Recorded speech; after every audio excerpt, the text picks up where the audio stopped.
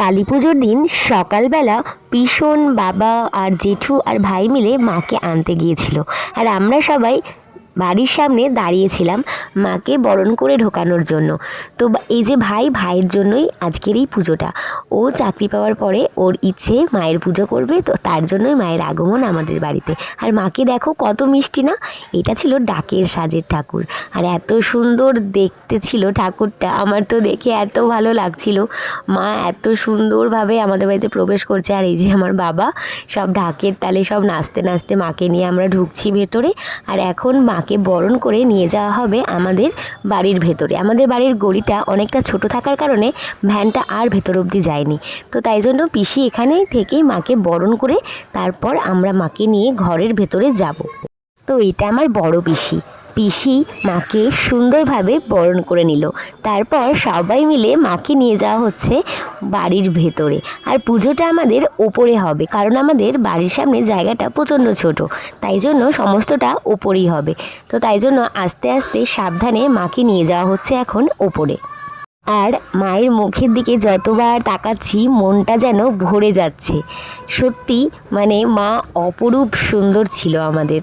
তারপর এখন আমাদের সব কিছু ওপরে নিয়ে যাওয়া হচ্ছে। আর ওপরে গিয়ে দেখি এদিকে রান্নাবান্নার জন্য সব রান্নার মাসিরা রান্না করতে আরম্ভ করে দিয়েছে। আর এদিকে পুজোর ভোগের রান্না হচ্ছিল, আর এদিকে সমস্ত কিছু গোছানো হচ্ছিল। যেহেতু দুপুরবেলাতে আমাদের পুজোটা, তো এদিকে এই যে ছোটো মা ঠাকুরমশাই চলে এসেছে, আর আমার পিসি সবাই মিলে এখানে ঠাকুরের সমস্ত কিছু জোগাড় করছে। আর এই যে সব পুজোতে বসে গেছে, আর আমরা সবাই না একই রকম শাড়ি পরেছিলাম। এই যে আমার বড়মশাইটা, আর আমরা সবাই লাল সাদায় শাড়িতে সবাই সেজে উঠেছি মায়ের পুজোতে। আর এত সুন্দরভাবে আমাদের পুজোটা হচ্ছিল, মানে মনটাই ভরে গেছিলো। আমি না এই প্রথমবার মায়ের পুজো করলাম।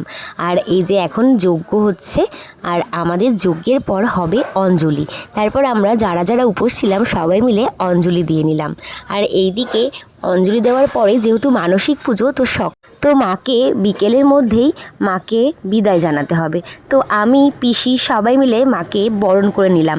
তারপর এখন মাকে নিয়ে যাওয়া হবে। তো মনটা খুবই খারাপ লাগছিল। মায়ের আগমনের সময় মনটা যেমন খুশি থাকে, বিদায়ের সময় কিন্তু সেরকম আনন্দটা আর থাকে না। তো মাকে অনেক সুন্দরভাবে আমরা নিয়ে যাচ্ছি এখন। মায়ের বিদায়বেলায় কিন্তু খুব মন খারাপ হয় সবার। তো আমরা সব বোনরা মিলে মাকে সুন্দরভাবে নিয়ে যাচ্ছি এখন। আর আমি একটু ধুনুচি নাচ করছিলাম, মায়ের সাথে যাচ্ছিলাম আমরা সবাই মিলে। আর আমাদের বোনদের সবাইকে লাল সাদা শাড়িতে কেমন লাগছে তোমরা কিন্তু অবশ্যই কমেন্ট করে জানিও। আর আমার ধুনুচি নাচটা কীরকম লাগছে সেটাও কিন্তু আমাকে কমেন্ট করে জানিও। আমাদের বাড়ির কাছেই একটা পুকুর রয়েছে, তো সেখানেই আমরা মায়ের ভাসান দেব। তো আমরা অনেকটা চলেই এসেছি, এটা অনেকটা দূরে নয়, আমাদের বাড়ির একদমই কাছে। তো আমরা চলে এসেছি, আর নিচে গিয়ে সবাই দেখছে যে জলটা কতটা রয়েছে। আর এই পুকুরটা না আগে আরও অনেক জল থাকতো। আর এদিকে এই যে আমাদের প্রীতম ভাই নাচ করছে, আর নিচে গিয়ে দেখছে যে জলটা খুবই কম। কিন্তু কিছু করার নেই, এখন না সমস্ত পুকুর তো জানোই, কোনো পুকুরই মানে নেই এখন আশেপাশে, খুব কম পুকুর রয়েছে। তো এখানেই মায়ের ভাসান হবে। আমরা এখন পুকুরের সামনে দাঁড়িয়ে আছি, আর এদিকে ভাইরা সবাই মিলে মাকে 7 পাক ঘোরাচ্ছে। এখন মাকে 7 পাক ঘোরানোর পর মাকে ভাসান দেওয়া হবে। আর মায়ের কাছে একটাই প্রার্থনা, মা যেন সবাইকে খুব ভালো রাখে। আমাদের পুজোটা খুব সুন্দরভাবে মিটেছিল। তারপর আমরা এখন সবাই মিলে বসেছি প্রসাদ খেতে। চলো আজকের ভিডিওটা কেমন লাগলো আমাকে অবশ্যই কমেন্টে জানিও।